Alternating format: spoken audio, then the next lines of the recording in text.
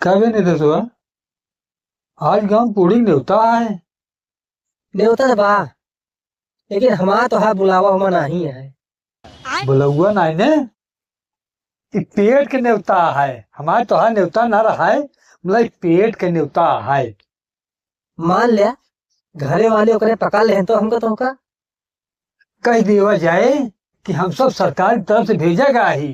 गांव में दुश्मन तो है ढेर हैं और सरकार के सुने में आए है कि तोरे खानों में जहर मिलावा गा है।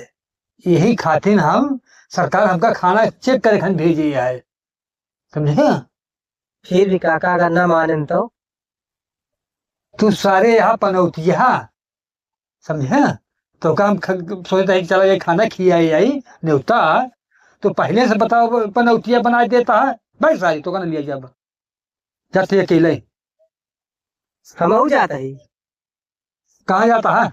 डॉक्टर के लगे। डॉक्टर के लगे हाँ वो क्या करे। अरे अगर तू कल मार खाए के हो गया इलाज रख ना पाओगे हम।